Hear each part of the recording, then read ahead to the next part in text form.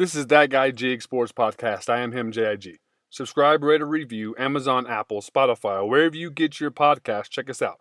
And don't forget about the Instagram at That Guy Jig. We're also on YouTube. That Guy Jig or Jigsaw Jimmy on YouTube. But listen here. I'm here. We are here.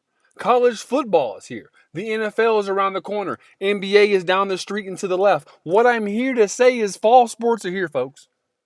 But the most important thing, one of the most important things that's up and coming is the fantasy football draft. For the next few months, stress levels are up. It's intense. We walk on eggshells. Every ESPN alert is a heart drop because we don't know who's out or who's going on IR. For the next few months, and air quotations, imaginary football team will determine your happiness. Starting on Thursday, bleeding into Sunday, and then living or dying on Monday. That will make or break your entire week, and I'm here to tell you that it's a blessing and a curse. If you haven't drafted yet, this is your time to get out. This is your time to leave. Get out before it's too late. Do not watch that video. Don't answer that phone. 7 days. 7 days. That's what's happening, folks. Fantasy football. For everyone who has a significant other who is about to be literally balls deep in information every day on their phone, screen times going up 60 to 80% guaranteed across America. Because everyone's going to be focused on their fantasy football team. Everyone who is pocket GMs. It is time. Rise up. Stand up. Because what do we do this for? We do this, we play the game to win. Herm Edwards, we play the game to win. I don't stress. I don't wonder. I don't come to tears sometimes over nothing. We aren't chasing regular season wins, we're chasing playoff victories. We don't care about regular season championships because we are wanting the one at the end of the season that has a trophy. I don't want my money back. I want everyone's money. I also would like you to subscribe. This is That Guy Jig Sports Podcast. This is fantasy football. We're talking fantasy football. You're talking to a 4-time champion. Playing fantasy football for a little over a decade. 12-man leagues, 14-man leagues, 10-man leagues. It doesn't matter. We're talking fantasy football, folks. And I'm here to tell you, if you don't know, now you know. The first thing and key thing to know about fantasy football, do not listen to what they tell you. It's not about stats. That's not the first rule of fantasy football. The number one thing you must know about fantasy football is information, because that is key. Knowing where players are is key. Knowing which player moved where, who plays for who coaches where. These are key things people don't think about. Because everybody wants to look at who has the most yards, who gets the most touchdowns, which offense scores, blah, blah, blah, blah, blah. If you don't know where these guys are, if you don't know how these guys are aging, then listen, I don't know what to tell you. Are you playing fantasy football or not? Or are you playing NCAA on rookie mode? We're here to win the game. And there was no more movement than at the running back position. Josh Jacobs, Jingleheimer Smith, his name is my name too. He went from the Raiders to the Packers. Saquon Barkley went from the Giants to the Eagles. DeAndre Swift went from the Eagles to the Bears. Tony Pollard went from Dallas to Tennessee. Devin Singletary went from where? He went from Houston to the Giants. Of course, King Henry from Tennessee to Baltimore. Antonio Gibson from the Washington Commanders to the New England Patriots. Austin Eckler from the Los Angeles Chargers to the Commanders. DJ Dallas went from the Seattle Seahawks congested backfield. And now he gets a chance with the Cardinals. Zach Moss went from, I think, the Colts and the Bills, and now he's in Cincinnati. Aaron Jones went from the Packers to the Vikings. Same division. And then you got Gus Edwards, who was top 5 in touchdowns. He goes from the Ravens to the Chargers. So when we look at this list of running backs, Josh Jacobs, Jingleheimer, Schmidt, his name is my name too. That's a move that's going to be transitional, meaning it's going to translate. Him going to Green Bay is going to be just fine. Look at it. He might not have the same production as Aaron Jones catching the ball, but I guarantee you, rushing the ball, it does not fall off. Saquon Barkley's numbers are going up. We like Saquon Barkley's stock. He's going behind a great offensive line. Well, I know Jason Kelce is gone, but Jason Kelce is not the entire offensive line, America. And I'm also here to tell you that Saquon Barkley is going to put up, if not better numbers than DeAndre Swift. The check down from Jalen Hurts to Saquon Barkley is going to be God tier. It's going to feed families. I like Saquon Barkley at the Eagles. I think this was a tremendous move by them. Moving on, DeAndre Swift going from the Eagles to the Bears. He's on an offense that's looking very promising. You got the number 1 pick in Caleb Williams. He's showing flashes in preseason. You got Rome Odunze. You bring in Keenan Allen, and you still have DJ Moore. Cole Kmet. Offensive line has been kind of messed around with, kind of rejuvenated. This is a big year for them offensively. Can DeAndre Swift do 2 things for you? This is what you need to ask about DeAndre Swift. Can he stay healthy? That's number 1. That's been the number 1 thing about DeAndre Swift. Can he stay healthy? Because if he stays healthy, he's going to be productive, and that goes back to his time at Georgia. But the 2 questions are, is DeAndre Swift going to be healthy? And the second question is, how much are they going to depend on that run game in Chicago? You have Keenan Allen, DJ Moore, Cole Kmet, and Rome Odunze. Those guys have to eat. They're talking about each receiver getting to 1,000 yards. That's 3,000 yards passing, not to mention the trickling in of Cole Kmet, DeAndre Swift, and everybody else who might get a couple, an accumulative 1,000 yards between about 7 receivers. So that's a lot of balls. There's only 1 football on the field, America. So you gotta be prepared to be fooled. And that's what I'm here for. I'm here to pull the wool off of it before you get to it. And I'm here to tell you, be careful. And also, you have to understand that division is going to be very good. DeAndre Swift is a tweener because it's all about his health. It's all about DeAndre Swift's health. Tony Pollard, Devin Singletary, these are guys that are probably going to be splitting carries in the backfield. These are guys that are going to be amongst other guys. It's going to be about who has the hot hand. Tony Pollard and Devin Singletary both can catch the ball at the backfield. So if you're looking at these guys as far as the guys who have moved, I wouldn't look no further than RB3, bench spot. Now listen, if you're in a deeper league, if you actually, if you play the SEC of fantasy football and you're in 12, 14-man leagues, Devin Singletary and Tony Pollard are going to be great running back 3s for you to fill in that flex position just to give you a little boost in your RB room, because you should be able to get you 2 solid ones if those are in your flex. You should be able to get you 2 solid ones. I wouldn't, listen, if you're depending on those 2 to be your running back 1, you're probably not going to the playoffs. I'm not trying to be a dick. I'm just being honest. If Devin Singletary and Tony Pollard are your number 1 and number 2 running backs, your wide receivers better be disgusting. I mean, they better be just straight God tier. Derrick Henry in Baltimore, this is intriguing because you see what Gus Edwards did. Derrick Henry is better than Gus Edwards. Can we agree? Yes. We also know that the Ravens want to keep the ball out of Lamar Jackson's hands as far as running the ball. They want to have someone they can give the ball to so Lamar Jackson doesn't take those hits. Now, with that being said, the red zone, the Baltimore Ravens were the most efficient red zone offense in the NFL. So now you bring in Derrick Henry and this offense is going to look even more proficient in the red zone.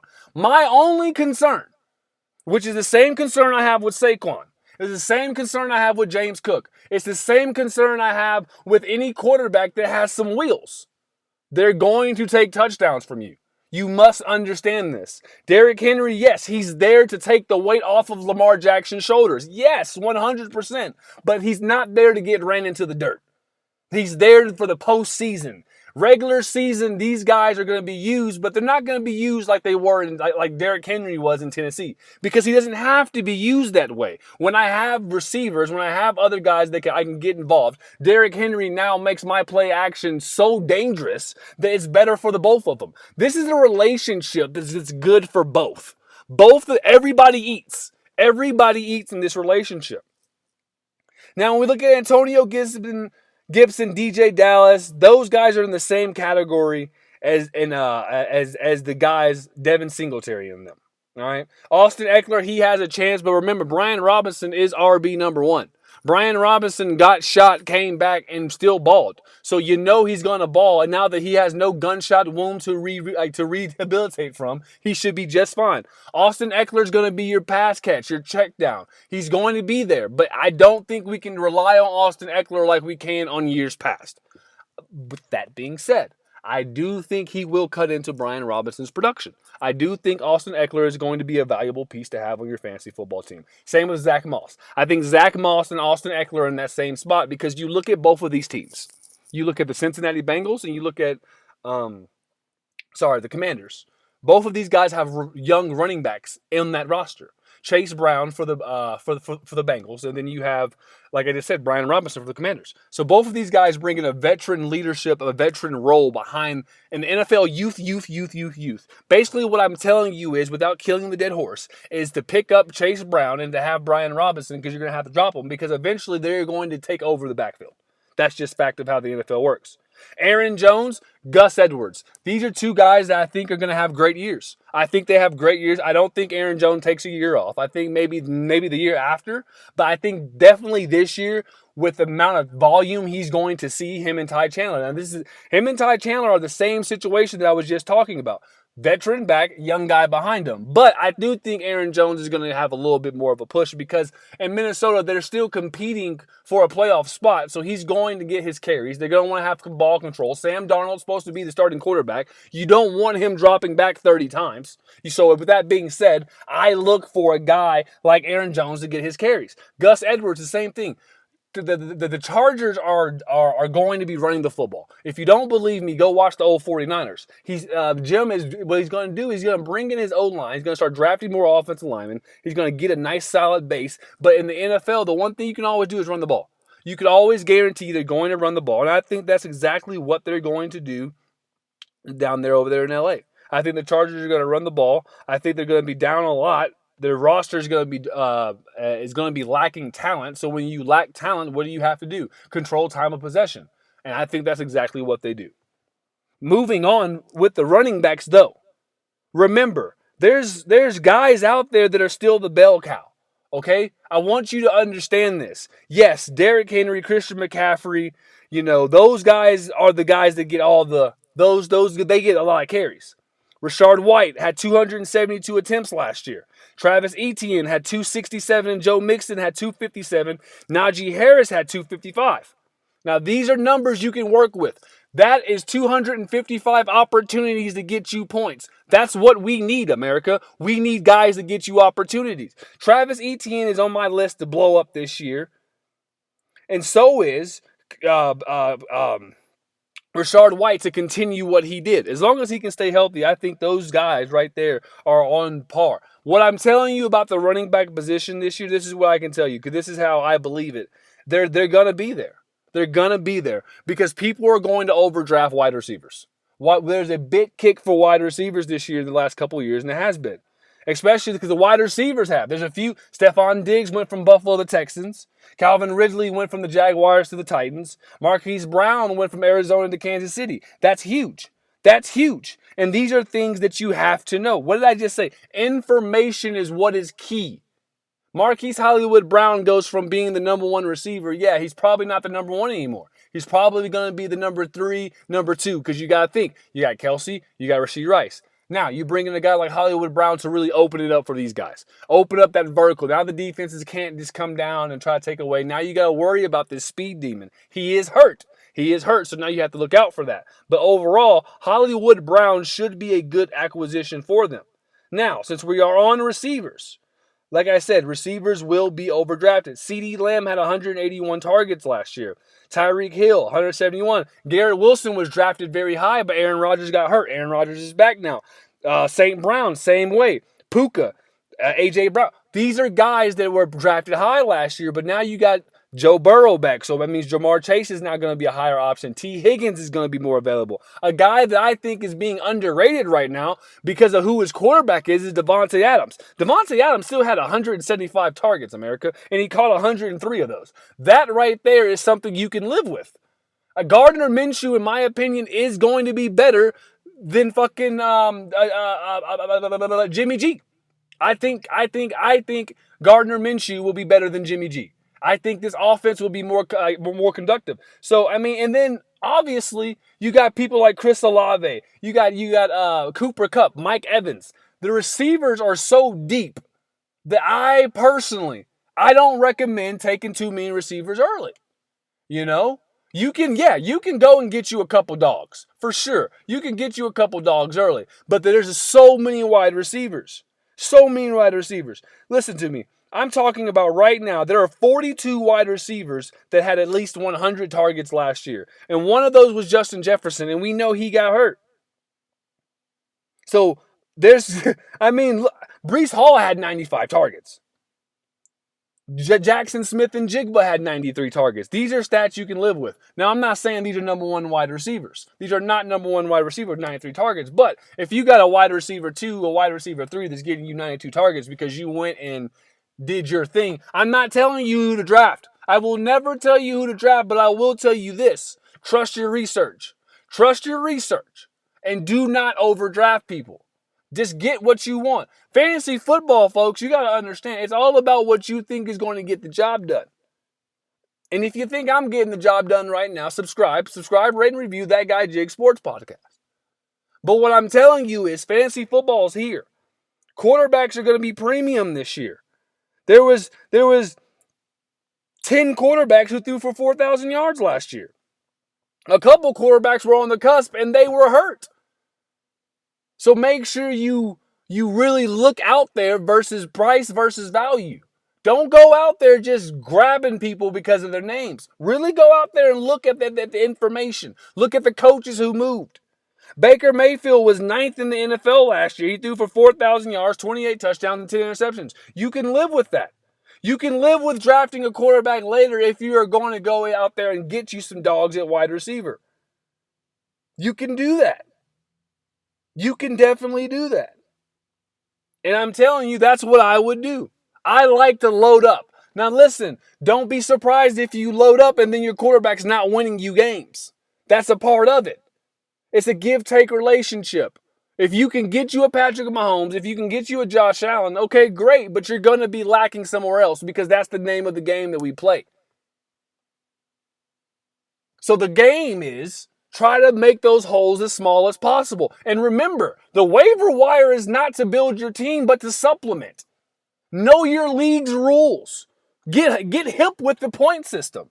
There's no excuse, folks. Why do we play the game? We play the game to win. We don't play the game for anything other than to win. And I'm telling you, these are the keys to success. Outside of just knowing some stats and all that good jazz. I mean, ESPN and Yahoo will rank that for you. That's not something you need to worry about. What you need to worry about is strength of schedules. Huh? Anybody ever tell you that? Look at the strength of the schedule. Let's look at who has the hardest schedule in the NFL right now. How about we do that? The hardest schedule in the NFL, the Cleveland Browns. The opponent's winning percentage of 2023 is .547. So they are playing teams with winning records. You know who has the easiest schedule? The Atlanta Falcons. Kirk Cousins. Bijan Robinson. Kyle Pitts. New Orleans Saints are down there. Chris Olave, Alvin Kamara. Derek Carr is in for a big year if everybody stays healthy. The Buccaneers are down there. The Dolphins are down there. What I'm telling you is these are keys. Also, you want to look at, listen, these guys that have easy schedules, they might win a lot of games, and towards the end of the season, guess what? They're not playing as much. See, so now you got to pepper your roster. You got to pepper your roster with seasonings of losers because losing equals more game time. You see what I'm saying? This is fantasy football, folks. We don't go by the same rules as traditional football. We go by points. Who is getting me points? That's all we care about since the beginning of time with fantasy football, and that's all we will ever care about is points. This is a cruel world, folks. This is a dog-eat-dog for 17 weeks. For 17 weeks coming up, I need you to lock the fuck in. For 17 weeks. If you want to meet me on Championship Row, you lock in for 17 weeks. You lock in with Jigsaw Jimmy for 17 weeks. That Guy Jig Sports Podcast, and I am him, J-I-G. I'm crunk because, listen, we are here, folks. We got college football season kicking off tomorrow, officially week 1. I was at the Colorado-North Dakota State game, and guess what? The next following week, I'll be at CSU versus Northern Colorado.